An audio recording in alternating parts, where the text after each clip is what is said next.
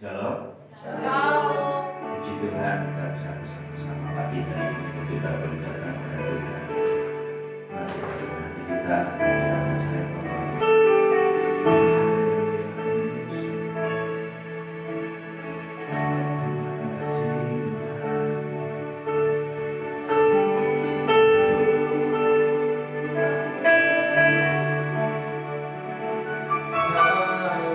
Tuhan. Terima kasih Tuhan. Hanya Kau yang kuandalkan, hanya Kau Yesus Tuhan, hanya Yesus Yesus. Oh haleluya. Terima kasih Tuhan. Oh hanya Kau Yesus.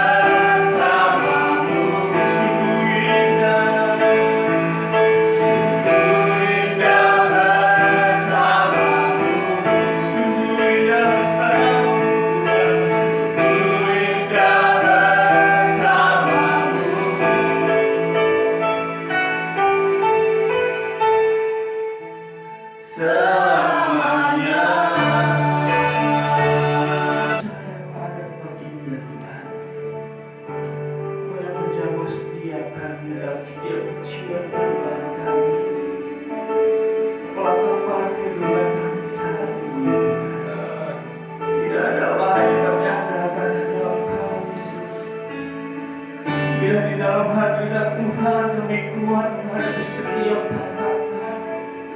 Biar di dalam hadirat Tuhan kami mampu menjalani hidup kami saat ini. Kami percaya kuasa-Mu ada di tempat ini menjamah setiap kami, Tuhan. Tidak ada yang tidak mungkin bagi-Mu buat setiap kami. Terima kasih, Tuhan. Ini hidup kami. Biarlah Tuhan bentuk kami sesuai dengan kehendak rencana, supaya kami menjadi berkat dimanapun kami berada, ya Tuhan. Kami siapkan hati kami saat ini, kami terima firman-Mu, ya Bapa. Bila seperti tanah yang subur yang siap Kau taburi firman-Mu, Tuhan, demikian juga setiap hati kami merapi hamba-Mu, dan setiap kami mengerti dan melakukan firman-Mu, ya Bapa. Di dalam nama Tuhan Yesus yang percaya dan siap mendengar firman Tuhan katakan amin.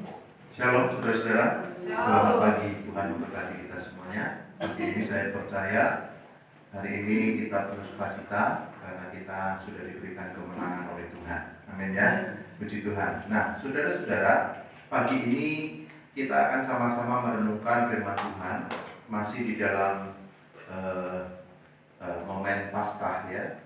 Sudah 2 minggu, tetapi kita bersyukur karena ada kebenaran-kebenaran yang luar biasa yang Tuhan ungkapkan melalui peristiwa-peristiwa Paskah yang kita peringati, yang kita rayakan. Nah saudara-saudara, pagi ini kita akan sama-sama melihat dan kita mendengar tentang kuasa iblis telah dihancurkan melalui kebangkitan Kristus. Ketika Yesus bangkit dari kematian, ketika Yesus bangkit pada hari Minggu, maka sebetulnya sebelum Yesus bangkit ada isu yang dihembuskan, ada isu yang memang sengaja dibuat untuk supaya peristiwa kebangkitan itu jikalau terjadi itu bisa diatasi. Di dalam Injil Matius, saudara-saudara, di sana kita melihat bagaimana mereka, orang-orang Yahudi ini, mereka bahkan sudah mempersiapkan. Matius pasal 27 ayat yang ke-62 sampai 66. Di situ disebutkan bahwa sebelum Yesus mati, Yesus seringkali mengajarkan tentang peristiwa kebangkitan itu di hari yang ketiga.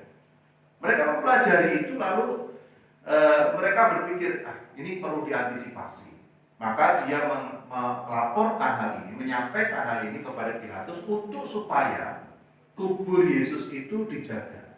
Sehingga apa? Untuk supaya hal itu bisa tidak di-blow up, maka mereka meminta kepada Pilatus supaya kubur itu dijaga. Itu sebabnya tadi saya sebutkan di dalam pasal 28 ayat 11, itu kubur Yesus itu dijaga, dan ketika Yesus bangkit dan penjaga itu melihat bahwa kubur itu kosong, dia pergi kepada imam-imam untuk melaporkan apa yang terjadi. Jadi isu tentang mayat Yesus dicuri itu sudah dihembuskan dari awal, sudah disampaikan dari sejak mula, sehingga kubur itu dijaga sedemikian rupa. Nah saudara-saudara, tetapi Tuhan Yesus sudah mempersiapkan itu. Maka Tuhan Yesus sudah meninggalkan jejak, meninggalkan kode-kode tertentu untuk supaya bukti-bukti kebangkitan Yesus itu menjadi nyata. Maka minggu yang lalu kita sudah sama-sama pelajari tentang kain kapan yang jatuh di tanah, lalu kemudian ada kain peluh yang tergulung rapi, ya. Kain peluh itu ada dan digulung rapi. Siapa yang menggulung? Itu kan tidak mungkin ada orang lain. Lalu kenapa kalau dicuri misalnya kok harus dibawa cuman mayatnya telanjangan begitu? Kan harusnya tetap harus dengan kain kapan. Lalu ada saksi-saksi kebangkitan Kristus, itu ada saksinya. Termasuk 2 penjaga itu tahu bahwa ini jelas-jelas tidak dicuri, tetapi Yesus itu telah bangkit. Nah sehingga saudara-saudara, di dalam Injil Matius itu juga disebutkan bahwa dia melaporkan itu kepada imam-imam, dan kemudian imam-imam menutup mulut 2 penjaga itu dengan uang. sejumlah uang, lalu kemudian perkara dia yang harus bertanggung jawab kepada Pilatus karena tidak bisa melakukan tugasnya dengan baik, itu sudah nanti aku yang ngomong sama Pilatus soal itu. Kamu nggak ada apa-apa, nanti nggak ada masalah. Jadi saudara, dari sini skenario-nya sudah dibuat. Isu tentang mayat Yesus dicuri itu sudah dibuat. Tapi walaupun demikian, kenyataannya Yesus bangkit di hari Minggu, hari pertama. Saudara, kalau hari pertama itu hitungannya berarti hari pertamanya orang Yahudi. Amin. Hari pertama orang Yahudi itu berarti hari apa? Hari Minggu. Karena hari Sabtu itu hari ke-7, hari Sabat. Hari pertama pada minggu itu berarti hari Minggu. Kalau kita sekarang di sini hari pertama hari apa? Hari Senin. Nah, hari pertama itu hari Minggu. Jadi kebangkitan Yesus itu hari Minggu. Nah, jadi ini Tuhan memang ingin mengubah ya satu hari penting di dalam kehidupan orang-orang percaya pada khususnya. Orang-orang Yahudi, mereka menjadikan hari yang ke-7 itu hari Sabat itu hari yang penting buat mereka. Tapi kebangkitan Yesus itu hari pertama pada minggu itu. Jadi kenapa Tuhan Yesus ubah? Kenapa diubah begitu? Karena pada kenyataannya hari Sabat bagi mereka itu menjadi Tuhan. Ya, mereka begitu menjadikan hari Sabat itu sebagai Tuhan. Bukan Sabat untuk Tuhan, tapi Sabat itu Tuhan. Nah, itu sebabnya Tuhan mengubah hari penting bagi orang Kristen, orang yang percaya itu hari Minggu. Jadi sekarang peristiwa kebangkitan Kristus hari Minggu itu bukan sekedar kebetulan saja atau menggenapkan di hari yang ketiga seperti nubuatan, tapi hari Minggu menjadi momentum penting bagi kita, orang-orang yang percaya. Karena setelah Yesus bangkit, murid-murid biasa kumpul pada hari pertama pada minggu itu. Sehingga Yesus bangkit hari Minggu pagi, Minggu malamnya ketemu beberapa murid yang lain, itu di dalam Yohanes pasal 20. Lalu waktu kumpul dengan murid-muridnya, Yesus datang, Tuhan dan Yesus hadir menampakkan diri, ya, menyapa mereka, tapi nggak ada Thomas. Thomas tidak ada. Lalu kemudian di hari yang ke-8 berarti hari apa? Hari ke-8 berarti hari Minggu lagi kan?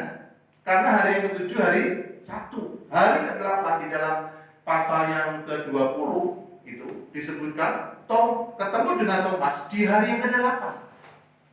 Hari Minggu lagi kumpul. Saudara-saudara, ya, kumpul. Nah, oke. Saudara-saudara, jadi hari ini adalah hari penting buat kita. Ini hari kemenangan kita. Saya sudah singgung, hari Senin, Selasa, Rabu, Kamis kita punya persoalan, itu adalah pergumulan, itu peperangan rohani kita. Nah, setelah kita masuk hari Minggu sebagai orang percaya, kita harus memiliki hati yang penuh sukacita. Kenapa? Karena kita akan mengalami kemenangan di hari Minggu. Itu sebabnya hari Minggu itu harus ibadah. Kenapa? Di dalam ibadah itu ada pemberitaan firman. Di dalam ibadah ada pemberitaan Injil. Dan Injil itulah kemenangan kita. Injil itu yang memberikan kemenangan. Itu sebabnya hari Minggu itu adalah hari kebangunan rohani buat kita. Nah, saudara-saudara yang kasih dalam Tuhan, jadi kita kembali. Jadi isu tentang mayat Yesus dicuri itu sudah dihembuskan dari awal. Maka kita bayangkan ketika Yesus ditangkap, itu adalah situasi yang begitu mencekam, saudara-saudara. Terutama orang-orang yang mengikuti Yesus. Karena Yesus waktu itu ditangkap dan diadili, jadi dia dianggap sebagai penjahat begitu kira-kira. Maka otomatis pengikut-pengikutnya itu kocar-kacir, murid-muridnya kocar-kacir. Itu sebabnya Petrus itu sampai menyangkal, dan murid-murid yang lain itu sampai mereka nggak tahu di mana, hanya beberapa saja. Bahkan kalau saudara lihat, muncul murid-murid yang tersembunyi ketika Yesus akan dimakamkan, dikuburkan. Muncul Nikodemus dan Yusuf dari Arimatia. Saudara-saudara, murid-murid yang lain tidak terlihat, tidak nampak. Kenapa? Karena memang situasinya begitu mencekam. Saudara, kalau ada suatu kelompok yang dianggap itu, misalnya kelompok itu adalah kelompok yang ilegal, misalnya gitu ya. maka pemimpinnya ketika ditangkap itu pasti pengikutnya menjadi kocar-kacir, ketakutan. Kenapa? Mereka menjadi buronan, mereka dicari-cari. Ya. Dan saudara-saudara, waktu itu murid-murid juga begitu ketakutan. Mereka mengalami ketakutan yang luar biasa karena mereka otomatis menjadi buronan. Mereka dicari-cari. Maka ketika Petrus menyangkal itu kan, ya hamba imam besar itu menyebutkan, bukankah kau salah satu dari mereka? Petrus begitu ketakutan. Karena memang situasinya sangat mencekam. Karena mungkin saja mereka itu ditangkap kalau memang bisa. Nah, tetapi saudara-saudara, jadi isu tentang mayat dicuri itu dihembuskan supaya semakin digoreng begitu rupa, suasananya menjadi sangat mencekam. Nah, saudara-saudara, tetapi setelah Yesus bangkit dari kematian, saudara bisa baca di dalam Injil, semua Injil. Setelah Tuhan Yesus 40 hari menampakkan diri kepada murid-murid, tidak ada satu masalah pun. Tidak ada sesuatu kesulitan apapun. Bahkan termasuk ketika Yesus menampakkan diri kepada murid-murid, ya, baik pada hari Minggu yang sama pada waktu malam, atau di minggu yang berikutnya ketika bertemu dengan Thomas, nggak ada masalah. Karena mereka juga sebetulnya tidak jauh-jauh juga dari Yerusalem. Jadi situasi yang ada di Yerusalem waktu itu begitu mencekam, ya, bagi murid-murid itu juga sangat menakutkan. Tetapi waktu Yesus sudah bangkit dari kematian, mereka tidak ada masalah apa-apa. Tidak tercatat salah satu muridnya ditangkap atau bagaimana, enggak. Apa terlalu sulit mencari murid? Saya rasa tidak. Karena tentara Roma begitu banyak dan mereka juga punya keahlian untuk itu. Dan juga bukan hanya tentara Roma kan. Bahkan orang-orang Yahudi, pemimpin-pemimpin agama ini punya pengikut yang cukup banyak. Mereka bisa saja melihat dan mereka melaporkan itu. Tapi saudara, kita melihat bahwa tidak ada apa-apa. Selama 40 hari ketika Yesus setelah bangkit itu tidak ada persoalan apa-apa. Tidak ada masalah apa-apa. Padahal isu itu begitu kuat. Mayat Yesus dicuri. Bahkan ketika Maria Magdalena datang ke kubur Yesus itu juga di dalam pikirannya apa? Di dalam Yohanes, mayat Yesus dicuri. Petrus pun juga, masa iya sih? Petrus datang dan melihat, kayak apa tergeletak. Pikiran pertama juga mayat Yesus dicuri. Ketika kumpul pada minggu malam itu, saudara-saudara, pikiran mereka apa? Mayat Yesus dicuri sampai Yesus hadir di tengah mereka. Baru mereka tahu. Bahkan juga ketika Thomas belum percaya, kenapa? Apa yang membuat dia tidak percaya? Dia juga yakin sebetulnya Yesus mungkin dicuri. Walaupun sudah dikasih tahu beritanya tentang Yesus bangkit, tapi dia nggak yakin itu. Jadi isu tentang mayat Yesus dicuri itu dihembuskan sedemikian rupa, saudara. Nah, saudara, tapi kenapa situasi yang mencekam itu seolah-olah begitu cair sekali ketika Yesus sudah bangkit? Tidak ada masalah apa-apa. Nah, saudara, ini luar biasa. Nah, kalau kita kembali kepada persiapan Paskah di dalam PL, bukankah domba Paskah itu dipersiapkan di hari pertama bulan Nisan sampai hari ke-14? 14 hari itu, domba itu diasingkan, dikhususkan, dipisahkan. Kenapa 14 hari? Diseleksi sedemikian rupa. Selama 14 hari, nggak boleh ada cacat sama sekali. Selama 14 hari itu, jika diketahui tiba-tiba muncul misalnya luka atau kudis, urat gitu di domba itu, maka otomatis gagal. Itu domba nggak boleh. Atau ada sesuatu penyakit apa selama 14 hari itu muncul tiba-tiba, batal, ganti. 14 hari itu adalah masa karantina bagi domba yang akan disembelih. Tuhan Yesus ketika dia akan disalib, selama 14 hari itu Yesus dipersiapkan. Apa yang dipersiapkan? Coba saudara lihat, dari sejak mula sebelum perjamuan terakhir, Yesus sudah mulai digocok iblis luar biasa. Dari mulai perkataan Petrus yang sekali-kali tidak, tidak. Jadi ketika Yesus memberitakan tentang kematiannya, Petrus yang membela. Tapi Tuhan sudah menyala iblis, engkau batu sandungan lagi. Kenapa sampai begitu? Supaya Yesus sendiri tidak bersalah di dalam perkataannya. Supaya Yesus tidak bersalah di dalam tindakannya satu pun. Sampai ketika diadili, kenapa Yesus tidak berbicara apa-apa? Kenapa Yesus lebih banyak berdiam? Kenapa Yesus tidak melakukan sesuatu pembelaan? Karena dia menjaga itu. Supaya anak domba Paskah itu betul-betul sempurna. Tidak bersalah sedikit pun. Sampai pada waktu 4 hari pertama. Itu diseleksi detail sekali. Gak boleh ada sesuatu yang salah. Yesus mengalami itu. Dan setelah hari yang ke-14, kambing domba itu disembelih pada waktu senja. Jadi Yesus mati pada jam 3. Nah, itu adalah waktu di mana sudah pergantian, hampir pergantian hari bagi orang Yahudi. Di waktu senja, pukul 3 Yesus mati. Dan setelah Yesus mati, dia bangkit hari yang ketiga. Nah, saudara-saudara, ketika Yesus bangkit, saudara tahu? Nah, tema kita hari ini kenapa? Kuasa iblis telah dihancurkan. Kenapa waktu 40 hari selama Yesus sudah bangkit? Ketika Yesus sudah bangkit, selama 40 hari tidak ada satu masalah pun. Karena kuasa iblis sudah dihancurkan. Sebelum Yesus mati, iblis begitu kuat sekali. Menggojok, mencobai. Di Taman Getsemani itu tataan yang besar.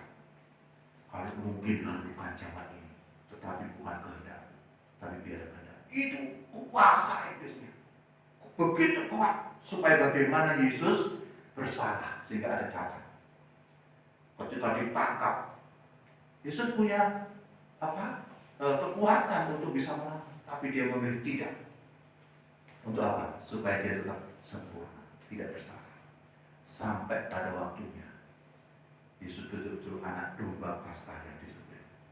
Darah itu harus dicurahkan. Sehingga ketika Yesus bangkit dari kematian, saudara-saudara, itu adalah penggenapan yang Tuhan sudah katakan dalam Kejadian pasal 3. Kejadian pasal 3 ayat 15, di situ disebutkan bahwa keturunan perempuan itu akan meremukkan kepala. Bahwa Tuhan sudah menubuatkan ini, menyampaikan ini, bahwa keturunan perempuan ini akan meremukkan kepala. Dan pada waktu itulah, peristiwa itulah, kuasa iblis sudah dihancurkan. Kuasa iblis telah dihancurkan, diremukkan. Kuasa iblis telah diremukkan, saudara-saudara. Jadi pertanyaan, kenapa 40 hari itu kok seolah-olah begitu cair, tidak ada masalah apa-apa, tidak ada persoalan apa-apa. Murid-murid tidak kemana-mana, mereka hanya berputar di sekitar Yerusalem saja. Kalau mau nangkep gampang-gampang saja sebetulnya. Itu sebabnya murid-murid saja ketika kumpul dia mengunci pintu. Yohanes 20 ayat 19 di bagian terakhir, karena mereka takut kepada orang-orang Yahudi. Mereka berkumpul, karena mereka takut dengan orang Yahudi, mereka kumpul jadi kunci pintu di dalam ayat 26. Sementara pintu-pintu terkunci. Nah, itu ayat 26 bagian terakhir. Jadi mereka itu masih dalam keadaan takut, murid-murid. Tapi nggak sulit sebetulnya menemukan mereka, itu nggak sulit. Tapi nggak ada masalah apa-apa. Tidak ada persoalan apa-apa. Kenapa? Karena kuasa iblis telah diremukkan. Saudara, jadi secara aplikasi bagi kita, mari kita renungkan baik-baik. Betapa pentingnya ibadah kita ini. Ini adalah hari kemenangan kita. Ini adalah hari kebangunan rohani buat kita. Karena setelah ini, saudara-saudara, ketika kita sudah betul-betul merasakan kebangunan rohani, kuasa iblis telah diremukkan. Bukan berarti besok tidak ada masalah. Bukan berarti lusa tidak ada persoalan. Tetapi dengan kuasa firman yang diberitakan pada waktu ibadah, waktu kita bertemu dan mendengar berita Injil, kita punya kuasa untuk meremukkan kuasa-kuasa iblis itu. Itu sebabnya penting tiap minggu secara kontinu kita beribadah kepada Tuhan. datang kepada Tuhan. Ya, saya pikir ini memang kita harus serba terbatas. Ya, hanya beberapa yang hadir di sini, tapi yang lain di rumah, tidak apa-apa. Tapi ibadah tetap, ya, ikuti ibadah. Ya, kenapa? Karena firman itu yang akan meremukkan kuasa iblis. Kuasa iblis akan diremukkan oleh kuasa firman. Dan puji Tuhan, setiap hari kita selalu mendengar, ya, yang saya bagikan renungan-renungan ini, supaya bisa menguatkan kita. Maka setiap hari kita juga punya kekuatan yang baru. Saudara, jadi hari-hari kita itu ibaratnya adalah hari-hari kita menghadapi tantangan-tantangan hidup, peperangan-peperangan rohani. Tapi begitu kita masuk di hari Minggu, kita bersyukur karena kita diberikan kemenangan, kebangunan rohani buat kita. Yesus sudah bangkit, saudara-saudara. Kuasa iblis telah diremukkan. Itu sebabnya aman-aman saja. Ya, sampai waktu Yesus naik ke surga. Waktu itu aman-aman saja sampai Yesus naik ke surga. Nanti kita akan lihat ke depan, yaitu bahwa itu bagian kita sekarang, kelanjutannya. Kenapa? Karena ternyata perjuangan kita belum selesai. Itu hanya sebagai satu simbol tentang bagaimana orang-orang yang percaya kepada Yesus itu akan diberikan kekuatan oleh kuasa kebangkitan Kristus. Tapi setelah itu, saudara, kita akan menghadapi sendiri secara pribadi, tetapi bukan tanpa Tuhan, tetapi dengan kehadiran Roh Kudus. Ini nanti hari Pentakostanya. Roh Kudus itu yang akan terus memberi kekuatan kepada kita. Tapi yang kita bicarakan adalah sekarang kuasa iblis sudah diremukkan. Kuasa iblis telah diremukkan. Itu sebabnya kita berkemenangan. Saudara-saudara yang ada di tempat ini maupun yang ada di rumah, mari kita sama-sama belajar, ya, merendahkan diri di hadapan Tuhan. Kita belajar menyadari sungguh-sungguh kuasa kebangkitan Kristus itu membuat kita memiliki kekuatan, ya, memiliki kemenangan karena ada kebangunan rohani melalui ibadah kita, melalui, ya, perkumpulan kita di tempat ini. Kuasa firman yang diberitakan memampukan kita untuk terus mengalami kemenangan rohani. Kiranya Tuhan memberkati kita semua. Itulah. Nah, saudara, mari kita akan berdoa. Terima kasih Tuhan untuk kasih setiamu, khususnya melalui firman yang sudah kami dengar. Kiranya mampu mempertumbuhkan iman kami, karena kuasa iblis telah diremukkan oleh kuasa kebangkitan Kristus. Sungguh luar biasa. Apapun situasi yang kami hadapi sekarang, tidak membuat kami goncang, tidak membuat kami gentar, karena kuasa kebangkitan Kristus sudah meremukkan kuasa iblis. Terima kasih Tuhan, biar setiap firman yang kami dengar, yang kami baca, mampu, ya, mempertumbuhkan dan menguatkan setiap kami, sehingga kami berkemenangan. Khususnya mulai pada hari ini, kami menjadi orang-orang yang berkemenangan tiap hari. Bersama dengan Tuhan, kami mengalami kemenangan itu. Dalam nama Tuhan Yesus kami berdoa bersyukur. Amin. Kita akan berdoa. Kami syukur padamu ya Tuhan untuk setiap berkat yang kami terima sampai saat ini. Biar setiap persembahan yang kami berikan berguna untuk pekerjaan Tuhan tempat ini, sehingga lewat pekerjaan Tuhan tempat ini banyak jiwa-jiwa yang diberkati, yang dimenangkan untuk Tuhan. Berkati untuk setiap kami yang memberi ya Tuhan, dengan sukacita kami percaya kepada Tuhan ada yang setiap hati kami ya Tuhan. Di dalam nama Tuhan Yesus kami berikan persembahan kami. Amin. Allah itu baik.